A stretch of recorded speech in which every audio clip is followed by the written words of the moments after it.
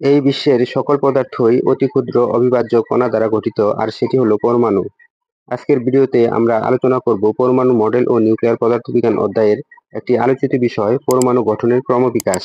প্রায় ২৫০০ বছর পূর্বে গ্রিক দার্শনিক ডেমোক্রিটাস প্রথম মনে করেন যে এই বিশ্বের সকল পদার্থই অতি ক্ষুদ্র ও অবিভাজ্য অসংখ্য কণিকার সমন্বয়ে গঠিত। তিনি এই কণিকাগুলোর নাম দেন অ্যাটম বা পরমাণু। এসব অ্যাটম বা পরমাণু খালি চোখে দেখা যায় না। ঊনবিংশ শতাব্দীর শেষ ভাগ পর্যন্ত বিজ্ঞানীদের ধারণা ছিল পরমাণু পদার্থের ক্ষুদ্রতম অবস্থা। পরমাণুকে আর বিভক্ত করা সম্ভব নয়। ইলেকট্রন আবিষ্কারের পর পরমাণু যে অবিভাজ্য, বিজ্ঞানীদের এই ধারণা ভ্রান্ত বলে প্রমাণিত হলো। পরবর্তীকালে 1897 সালে ইংরেজ পদার্থবিজ্ঞানী স্যার জে থমসন পরমাণুর মডেল সম্পর্কিত কিছু আলোচনা করেন এবং তার মডেলের নাম দেওয়া হলো থমসনের পরমাণু মডেল। বিজ্ঞানী থমসনের পরমাণু মডেল অনুসারে পরমাণু কোনো অবিভাজ্য কণা নয়। তার মতে পরমাণু সুষম ধনাত্মক তড়িতের একটি গোলক। এর ব্যাস প্রায় 10⁻⁸ সেন্টিমিটার বা 1 অ্যাংস্ট্রম। পুডিং এর ভেতরে কিসমিস যেমন গাঁথা থাকে, তেমনি ইলেকট্রনগুলো গোলকের ধনাত্মক মেঘের মধ্যে সুসজ্জিতভাবে ছড়ানো থাকে। থমসনের এই মডেলকে প্লাম পুডিং মডেল বলা হয়। পুডিং এর মধ্যে কিসমিসের ভর যেমন সামান্য, তেমনি পরমাণুর মধ্যে ইলেকট্রনের ভর খুবই সামান্য এবং তার মতে গোলকটির ভরই পরমাণু সম্পূর্ণ ভর। পরবর্তীকালে 1909 সালে বিজ্ঞানী রাদারফোর্ড ও তার দুই সহযোগী এইচ গাইগার ও ই মার্সডেন আলফা কণা পরীক্ষার মাধ্যমে প্রত্যক্ষ করেন যে অধিকাংশ আলফা কণা ধাতব পাত অতিক্রম করে সোজা চলে যায় এবং জিঙ্ক সালফাইড পর্দাকে আলোকিত করে, কিন্তু কিছু সংখ্যক কণা এদিক ওদিক সামান্য বেঁকে যায়। কিছু সংখ্যক কণা 90 ডিগ্রি এর অধিক কোণে, এমনকি কোনো কোনো একটি একেবারে ফিরে আসে, অর্থাৎ 180 ডিগ্রি কোণে ফিরে আসে।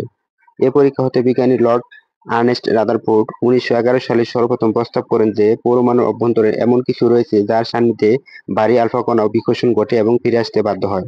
রাদারফোর্ডের আলফা কণা পরীক্ষা থেকে তিনি কিছু সিদ্ধান্ত গ্রহণ করেছিলেন। প্রথম সিদ্ধান্ত, পরমাণুর অভ্যন্তর যথেষ্ট ফাঁকা স্থান আছে এবং এই ফাঁকা স্থানে ইলেকট্রন থাকতে পারে। ইলেকট্রনের ভরের তুলনায় আলফা কণার ভর অনেক বেশি থাকায় ইলেকট্রন আলফা কণার গতিপথকে প্রভাবিত করতে পারে না। দ্বিতীয় সিদ্ধান্ত হলো, মাত্র কিছু সংখ্যক আলফা কণা প্রায় 20,000-এর মধ্যে একটি ঠিক বিপরীত দিকে ফিরে আসে। তা থেকে তিনি সিদ্ধান্ত নেন, যেহেতু আলফা কণা ধনাত্মক এবং এক্ষেত্রে আলফা কণা বিকশিত হয়ে ঠিক বিপরীত দিকে ফিরে আসে, তাই পরমাণু কেন্দ্র ধনাত্মক, অর্থাৎ নিউক্লিয়াস ধনাত্মক। তৃতীয় সিদ্ধান্ত হলো, পরমাণুতে নিউক্লিয়াসের ধনাত্মক চার্জের সমান সংখ্যক ইলেকট্রন থাকে। এই ইলেকট্রনগুলো নিউক্লিয়াসের চারদিকে সর্বদা ঘূর্ণায়মান। চতুর্থ সিদ্ধান্ত ছিল, সূর্যের চারদিকে ঘূর্ণায়মান গ্রহমণ্ডলীর মতো ইলেকট্রনগুলো নিউক্লিয়াসের চারদিকে দ্রুত গতিতে ঘূর্ণায়মান এবং ধনাত্মক নিউক্লিয়াস ও ঋণাত্মক ইলেকট্রনের মধ্যকার আকর্ষণজনিত কেন্দ্রমুখী বল ও ঘূর্ণায়মান ইলেকট্রনের কেন্দ্রবিমুখী বল পরস্পর সমান।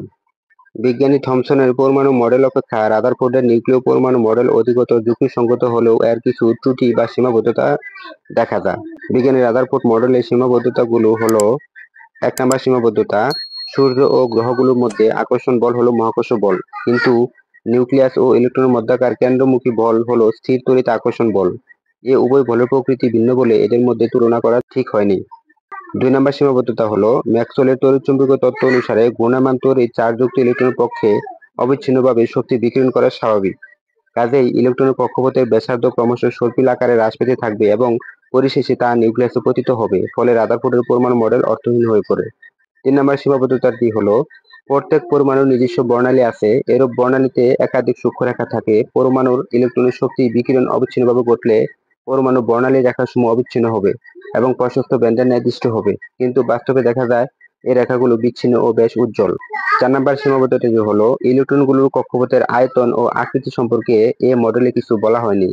6 নম্বর সীমাবদ্ধতাটি হলো, বহু ইলেকট্রন বিশিষ্ট পরমাণুর ইলেকট্রন কিরূপে নিউক্লিয়াসকে প্রদক্ষিণ করে এ মডেলে তাও উল্লেখ নেই। 7 নম্বর সীমাবদ্ধতাটি হলো, গণনার সাহায্যে দেখা গেছে কক্ষে পরিভ্রমণরত একটি ইলেকট্রন 10⁻⁸ সেকেন্ডের মধ্যে এর সমস্ত শক্তি ব্যয় করে নিউক্লিয়াসের উপর পড়বে। কাজেই এ প্রকার পরমাণুর স্থায়ী অস্তিত্ব থাকতে পারে না।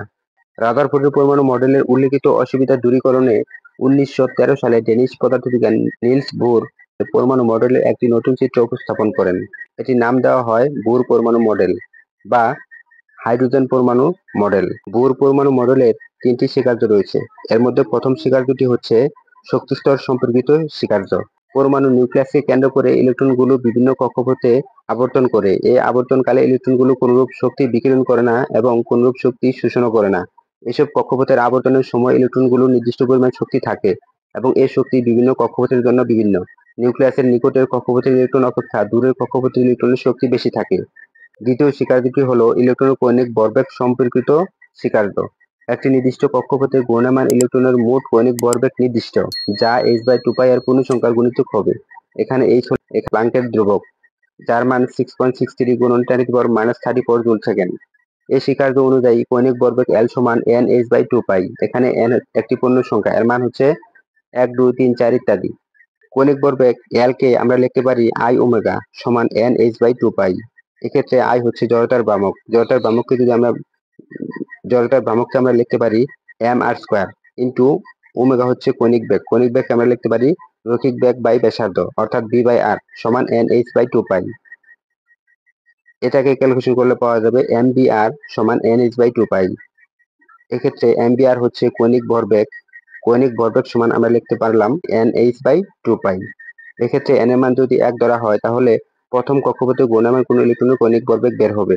n এর মান 2 ধরা হলে এক্ষেত্রে দেখা যাবে দ্বিতীয় কক্ষপথের ইলেকট্রনের কৌণিক ভরবেগ বের হবে। বোর পরমাণু মডেলের তৃতীয় স্বীকার্যটি হচ্ছে শক্তি শোষণ বা বিকিরণ সম্পর্কিত স্বীকার্য। ইলেকট্রন শুধুমাত্র লাফ দিয়ে এক শক্তিস্তর থেকে অন্য শক্তিস্তরে গমন করতে পারে। ইলেকট্রন উচ্চ শক্তিস্তর থেকে নিম্ন শক্তিস্তরে গমন করলে নির্দিষ্ট কোয়ান্টাম পরিমাণ শক্তি বিকিরণ করে, এবং নিম্ন শক্তিস্তর থেকে উচ্চ শক্তিস্তরে গমন করলে ঠিক নির্দিষ্ট কোয়ান্টাম পরিমাণ শক্তি শোষণ করে। এই বিকিরিত বা শোষিত শক্তির পরিমাণ ওই দুটি কক্ষপথের শক্তির বিয়োগফলের সমান।